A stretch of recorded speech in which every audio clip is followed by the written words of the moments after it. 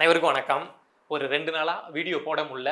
ஏன் அப்படின்னு தெரிஞ்சிருக்கும். கிட்னி ஸ்டோன் பெயின் அப்படின்னு போன வீடியோலயே சொல்லியிருந்தேன். பட் 2, 3 நாளா வாட்டி வதச்சிருச்சு. நெறைய பேர் வந்து கமெண்ட்ஸ்ல வந்து இந்த வாழை மரம் குளத்தல்னு வாழை மரம் இருக்குல்ல, அத அடியில வெட்டிட்டு அந்த தண்ணிய குடிச்சா சரியா போயிடும் அப்படின்னு சொல்லியிருந்தீங்க. பீன்ஸ வேக வச்சு சாப்பிட்டா சரியா போகும் அப்படின்லாம் சொல்லியிருந்தீங்க. உண்மையாலுமே ட்ரை பண்ணேன். ஏன்னா எங்க வீட்ல இருந்தும் அத பண்ண சொன்னாங்க. இது பண்ணா சரியா போயிடும் அப்படின்னு நானும் ட்ரை பண்ணேன். பட் நம்மளுடைய சங்கட குஸ்கா நேரம் போல நெறைய பேருக்கு சரியா போயிடும். நமக்கு சரியா போல. ஒரு 2, 3 நாளா போட்டு வாட்டி வதச்சிருச்சு. பட் இப்போ ஓகே. சரி அதான் உங்கள்ட்ட வந்து இந்த விஷயத்த சொல்லிட்டு போயிடலாம் அப்படின்னு வந்துட்டேன். என்ன விஷயம் அப்படின்னா, காலையிலேருந்து சேட்டலைட் மீடியாக்கள்லாம் என்ன சொல்லிட்டு இருக்காங்க அப்படின்னா, செந்தில் பாலாஜி வந்து முதன்மை நீதிமன்றத்தில ஆஜராயிட்டாரு. செந்தில் பாலாஜியும் அவருடைய தம்பி அசோக் குமாரும் வந்து நேர்ல வந்து ஆஜராயிட்டாருன்னு சொல்றாங்க. அது ஆஜராயிட்டாருன்னு சொல்லக்கூடாது. கிட்டத்தட்ட சரண்டர் ஆயிட்டாரு. பயந்து போய் நைட்டோ இல்ல நாளைக்கோ கைது நடக்கும் அப்படின்னு பயந்து போய் அண்ணனும் தம்பியும் ஓடி ஓடியாந்து நீதிமன்றத்திட்ட நின்னுட்டாங்க அப்படின்னு தான் சொல்லணும்.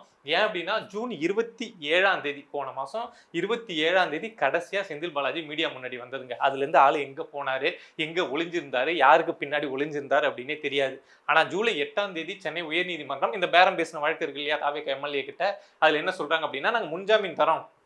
ஆனா நீங்க வந்து ட்ரிபிலிகேன் போலீஸ் ஸ்டேஷன்ல காலையிலயும் சாயங்காலமும் அண்ணனையும் தம்பியும் கையெழுத்து போடணும் அப்படின்னு சொல்லியிருந்தாங்க. பட் அதுலேருந்து வந்து கையெழுத்து போட்டாரா அப்படின்னு பார்த்தா கையெழுத்தும் போடல. ஜாலியா நீதிமன்றம் சொன்னா நாங்க கேட்டுருவோமா, நாங்க கேட்ற முடியுமா அப்படின்னு சொல்லி சுத்திட்டு இருந்தாங்க. பட் இன்னைக்கு என்னத்துக்காக நீதிமன்றத்துக்கு வந்தாங்க அப்படின்னா, அதுல வந்து ஷூரிட்டி கொடுக்கணும்ல. ஒரு 25,000 பணம் கொடுத்து ஒரு 2 பேர் செந்தில் பாலாஜிக்கு நான் பாதுகாப்புங்க. அவர் எங்கேயாவது ஓடி போனா நீங்க என்ன கைது பண்ணலாங்க அப்படிங்கிற மாதிரி ஷூரிட்டி கொடுக்கணும். ஸோ அதுக்கு 2 பேரை கூப்பிட்டு வந்து இன்னைக்கு நீதிமன்றத்துல கையெழுத்து போட வச்சுட்டு அந்த 25,000 கட்டிட்டு நான் நாளையிலேருந்து நானும் என் தம்பியும் கண்டிப்பா வந்து ட்ரிபிலிகேன் போலீஸ் ஸ்டேஷன்ல கையெழுத்து போட்டுருவோம் அப்படின்னு சொல்லிட்டு 2 பேரும் இன்னைக்கு உத்தரவாதம் கொடுத்துருக்காங்க. நாளையிலேருந்து நாளை காலைல 10:30 மணிக்கு காலையில இவங்க கையெழுத்து போட வேண்டிய டைமு. சாயங்காலம் பார்த்தோம் அப்படின்னா 5:30 மணிக்கு அண்ணனும் தம்பியும் ஜோடியா போய் ட்ரிபிலிகேன் போலீஸ் ஸ்டேஷன்ல கையெழுத்து போடணும். போடல அப்படின்னா இன்னும் 1 மாசத்துக்கு போடணும். போடல அப்படின்னா என்ன நடக்கும் அப்படின்னு தெரியும். இதுல இன்னொரு வசமான ஒரு விஷயம், தாவேகாவுக்கு இன்னொரு சூப்பர் விஷயம் என்ன அப்படின்னா, செந்தில் பாலாஜி இதுக்கு முன்னாடி நீதிமன்றத்துல என்ன கேட்டிருந்தாரு யோசிச்சு பாருங்க. நாங்க இந்த வழக்குல வந்து கையெழுத்து போடுறோம், எல்லாம் பண்றோம். ஆனா இந்த வழக்குக்கு கையெழுத்து போட வர டைம்ல எங்களை வந்து வேற வழக்குல வந்து அப்படியே ஸ்டேஷன்லயே வச்சு கைது பண்ணிடக் கூடாது, வேற எந்த வழக்கு சம்பந்தமா விசாரணை நடத்தக்கூடாது அப்படின்னு உயர்நீதிமன்றத்துல ஒரு பெட்டிஷன் போட்டிருந்தாரு. அதுக்கு உயர்நீதிமன்றம் என்ன சொல்லியிருந்தாங்க, ஏயா உன்னை என்ன கைதே பண்ணல, கைது பண்ணதுக்கு அப்புறம் அதை பத்தி அப்புறம் பேசிப்போம், இப்ப ஏன் அதை பத்தி பேசுற, நீ இதுக்கு வந்து கையெழுத்து போடுங்க அப்படின்னு சொல்லியிருந்தாங்கல்ல. சோ இப்ப இதுக்கு கையெழுத்து போட மனுஷன் வருவார்ல, இன்னும் 1 மாசம் ட்ரிபிலிகேன் போலீஸ் ஸ்டேஷன் வருவார்ல. செந்தில் பாலாஜியை கைது பண்ணா செந்தில் பாலாஜால எதுவுமே பண்ண முடியாது. ஸோ அதுக்கு பயந்துகிட்டு தான் அண்ணனும் தம்பி இவ்வளவு நாள் இதை பண்ணிட்டு இருந்தாங்க. பட் இனிமேலும் நம்ம ஆஜர் ஆகல அப்படின்னா நம்மளை தூக்கி உள்ள வச்சிருவாங்க. இதே வழக்குல நீதிமன்ற அவமதிப்பு அப்படின்னு சொல்லிட்டு நீதிமன்றம் சொல்லி இவங்க இதை செய்யல அப்படின்னு சொல்லிட்டு இதே வழக்குல தூக்கி தமிழ்நாடு அரசு உள்ள வச்சிரும் அப்படிங்கிற ஒரு சூழல் வந்ததுனால சரண்டர், ஐயோ நான் இனிமே இதை செய்ய மாட்டேன் அப்படின்னு சரண்டர் ஆவாங்கல்ல. ஸோ அதை மாதிரி சரண்டருக்கு ஓடியாந்துட்டு அதை ஆஜர் அப்படின்னு சொல்லி உருட்டிட்டு இருக்காங்க.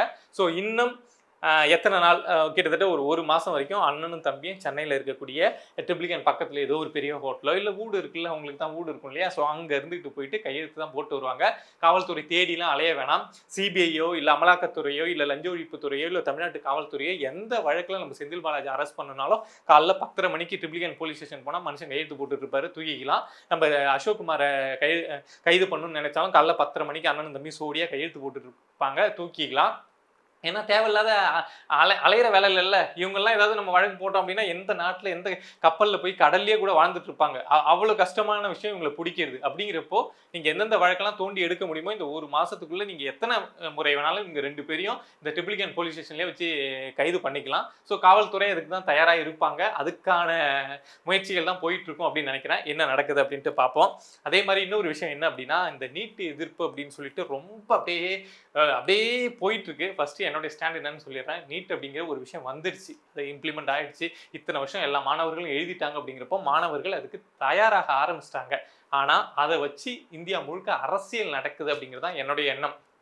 அதாவது ஒரு பக்கம் அரசியல் நடக்கிறத தாண்டி மாணவர்களையே போட்டு இங்க இருக்கக்கூடிய அமைப்புகள் வந்து ரொம்ப தேவையில்லாம குழப்பிட்டு இருக்காங்க. நீட்டு தான்ப்பா, அதை படிச்சு தான்ப்பா நீங்க டாக்டர் ஆகணும் அப்படின்னு ஒரு விஷயத்த கொண்டு வந்துட்டா அது சம்பந்தமா வேற யாரும் எதையும் சொல்லாமல் இருந்தாவே மாணவர்கள் அதுக்கு தயாராயிடுவாங்க.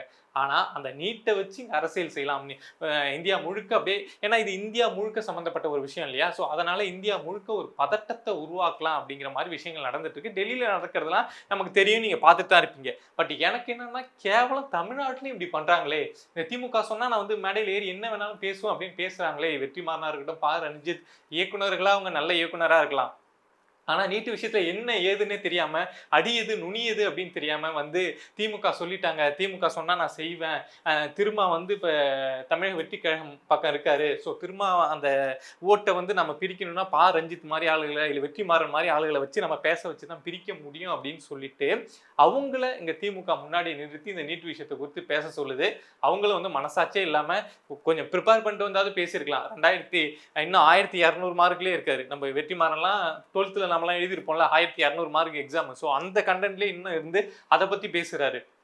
நம்ம ரஞ்சித் வந்து 8 அமைச்சர்கள் தாவேக்கா வந்து தாழ்த்தப்பட்ட சமூக மக்களுக்கு கொடுத்துருக்காங்க, ஆனா அதனால என்ன யூஸ்ன்னு சொல்றாரு. ஏன்டா கொடுத்தே ஒன்றும் யூஸ் இல்லைன்னா கொடுக்காமலே இருந்தாங்கல்ல திமுக, அவங்கள பார்த்து இந்த ரஞ்சித் ஏதாவது கேள்வி கேட்டாரா என்ன? அவங்கள பார்த்து திமுக இப்படி செய்யுதுன்னு கேட்டாரா என்ன? இந்த இந்த இந்த வாடகை வாய்கள் இதெல்லாம் பார்க்குறப்போ ஏன் இவங்க திமுகவுக்கு இந்த அளவுக்கு சொம்பு தூக்குறாங்க? அப்படி என்னதான் இல்லாத இந்த திமுக இவங்களுக்கு தூக்கி செஞ்சிடுச்சு, இல்லை இந்த சமூகத்துக்கு செஞ்சிருச்சு, இந்த தமிழ்நாட்டுக்கு செஞ்சிருச்சு அப்படின்னு எனக்கு தெரியல. ஒன்னே ஒன்று சொல்லிக்கிறேன், உங்க மரியாதையை நீங்களா காப்பாற்றிக்கோங்க. இயக்குனர் அப்படி இப்படின்லாம் சொல்லிட்டு திமுகவுக்கு சொம்பு தூக்குவேன், நான் நீட்டுக்கு எதிராக பேசுவேன் அப்படின்லாம் சொல்லிட்டு நீட்டை முறையாக நடத்தணும், எந்த பிரச்சனையும் இல்லாமல் நடத்தணும், கொஸ்டின் பேப்பர் லீக் ஆகக்கூடாது, யாரும் முன்ன பின்ன ஏமாத்திட்டு வந்துடக்கூடாது அப்படின்னு யாரு போராட்டம் நடத்தினாலும் அதை அறமுறையில் நடத்தினாலும் நம்ம வரவேற்போம். ஆனால் இந்த நீட்டே வேணாம், அந்த திமுக சொல்கிறது தான் நான் கேட்டுட்டு வந்து என் காதில் அப்படியே ஏற்றிட்டு வந்து இங்கே பேசுவோம் அப்படின்லாம் பேசுனீங்கன்னா உங்கள் மானம் கெட்டு போயிடும் அப்படின்னு தான் நான் நினைக்கிறேன். என்னை பொறுத்த வரைக்கும் நீட் என்னுடைய ஸ்டாண்ட் அப்படிங்கிறது அதுதான். நீட்டு வந்துருச்சு, அதை ப்ராப்பராக இப்படி நடத்தணும் அப்படின்னு முயற்சி பண்ணோம். ஆனால் இந்த திமுக பேச்சை கேட்டுட்டு திமுக அந்த ஆறுன புண்ணை கிள்ளி விடுறதுன்னு சொல்லுவாங்கல்ல, அந்த புண்ணை ஆறி அமைதியாக போயிருக்கும். ஆனால் திமுககாரன் அதை கிள்ளி விட்டு ஐயோ அவனுக்கு என்ன வலி வலிக்குது தெரியுமா, ஐயோ அவனுக்கு ரத்தம் வருது தெரியுமா அப்படின்னு சொல்லுவான். இது திமுகவுக்கு காலங்காலமாக அவன் ரத்தத்தில் ஊறி போன ஒரு விஷயம். ஸோ அதே தான் இப்போ நீட்டு விவகாரத்துலேயும் இந்த திமுக பண்ணிட்டு இருக்கு. ஆறி போன ஒரு பிரச்சனையை அப்படி கிள்ளி விட்டு குத்தூசி வச்சு குத்தி விட்டு ஐயோ அவனுக்கு வலிக்குது தெரியுமா, எனக்கு துடிக்கிது தெரியுமா அப்படின்னு கதை விட்டுட்டு இருக்கு. பட் இந்த கதைக்கெல்லாம் எனக்கு நல்லா தெரியும், பிஜேபி வந்து இதுல இருந்துலாம் ஒரு சின்ன அளவு கூட அப்படியே செட்பேக் அப்படிங்கிறது ஆகவே மாட்டாங்க. நீட் இருக்க தான் போகுது. ஆனால் அந்த நீட் எதிர்ப்பாலேயே இதை வச்சு ஆட்சியை பிடிச்சிடலாம் அப்படின்னு இன்னும் நினைச்சிட்டு இருக்கு இந்த திமுக. இந்த நீட் எதிர்ப்பாலே சாவ போகுது, பிஜேபி ஒரு நாள் சாவடிக்க போறாங்க அப்படின்னு நினைக்கிறேன். ஸோ இது ஒரு விஷயம். இன்னொரு விஷயம் என்ன அப்படின்னா, இந்த ஜனநாயகன் படம் நான் இன்னும் பார்க்கலங்க. நான் தான் சொல்லியிருந்தேன் இல்லையா, நம்மளால போக முடியல, போகிற மாதிரி சுச்சுவேஷன் இருந்திருந்தா நான் போயிட்டு மேபி பார்த்துட்டு வந்து ரிவ்யூவே நான் உங்கள்கிட்ட சொல்லியிருப்பேன் படம் எப்படி இருக்குது அப்படின்னு. பட் கமர்ஷியலாக கேட்குறப்போ ஓகே, ஒரு நல்ல படம், விஜய் அவருடைய படம் அப்படின்னா எப்படி இருக்கும், ஒரு கமர்ஷியல் எலமெண்ட்ஸ் எல்லாத்தையுமே அங்கங்கே மிக்ஸ் பண்ணி போட்டு ஒரு என்டர்டைன்மெண்ட்டாக இருக்கும்ல, ஸோ அதை மாதிரி இருக்கும் அப்படின்னு சொல்லியிருந்தாங்க.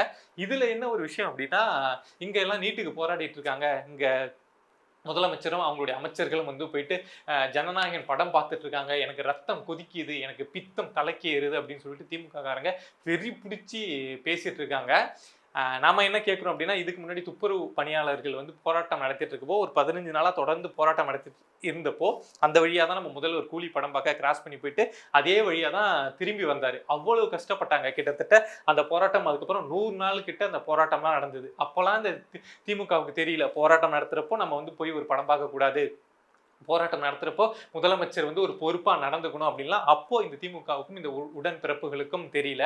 பட் இப்போ இந்த நீட்டு போராட்டம் நடக்குதான், இந்த நேரத்துல போயிட்டு ஜனநாயகன் படம் எப்படி இவங்க பார்க்கலாம் அப்படி பார்க்கலாம் அப்படின்னு சொல்லிட்டு உருட்டிட்டு இருக்காங்க. ஃபர்ஸ்ட் நீங்க யோகியனா இருங்க, நீங்க ஓரளவுக்காவது நல்லவனா இருங்க, அப்பதான் அடுத்தவனை வந்து குறை சொல்ற தகுதியாவது உங்களுக்கு இருக்கும். நீங்க அதை மாதிரி அட்ராசிட்டி அராஜகம் பண்ணிட்டு இப்போ வந்து இந்த நேரத்துல இதை மாதிரி பேசுறது அப்படிங்கிறது மக்களே ஏய் நீ இப்ப பேசுறியே, நீ உன்னுடைய ட்ரௌசர் என்னன்னு எனக்கு தெரியாதா அப்படின்னு மக்களே தூக்கி மூஞ்சில அடிச்சிருவாங்க, மக்களே காரி துப்பிடுவாங்க. ஸோ அதுதான் நடந்துட்டு இருக்கு.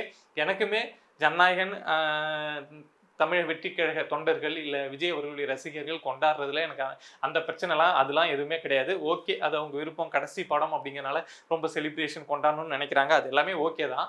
பட் என்ன அப்படின்னா, இந்த அமைச்சர்கள்லாம் கொஞ்சம் ஓவர் ஆக்ட் பண்ணுற மாதிரி இருக்குது. அதெல்லாம் கொஞ்சம் தாவேக்கா கண்டிச்சு இதை மாதிரிலாம் பண்ணாதீங்கப்பா, அது வந்து ரொம்ப கிரிஞ்சா இருக்கு, மக்கள் வந்து நம்மளே ட்ரோல் பண்ண ஆரம்பிச்சிருவாங்க அப்படிங்கிற விஷயத்தெல்லாம் சொல்லுங்க. இந்த எர்வேஷா அப்படின்னு நினைக்கிறேன் ஒரு அமைச்சர்லாம் வந்து அப்படியே கண்ணில் ஆனந்த கண்ணீர், அதெல்லாம் கொஞ்சம் ஓவர் டூவா இருக்கு அப்படின்னு வைங்களேன். அதெல்லாம் தேவையில்லை. கடைசி படம் ஓகே பார்க்குறோம், நல்லா இருக்குன்னு கொண்டாடுறோம், தலைவர் படம் சூப்பர் அப்படின்னு சொல்லிட்டு போனீங்கன்னா ஒரு அமைச்சர்னா ஓகேவா இருக்கும். தொடர்ந்து பேசுவோம். இதை மாதிரி நம்மளை சுற்றி நடக்கக்கூடிய விஷயங்களே நீங்கள் தெரிஞ்சுக்கணும் அப்படின்னு நினைச்சீங்கன்னா மறக்காம பிரபா டாக்ஸ் சேனலை சப்ஸ்கிரைப் பண்ணி சப்போர்ட் பண்ணுங்க. நன்றி.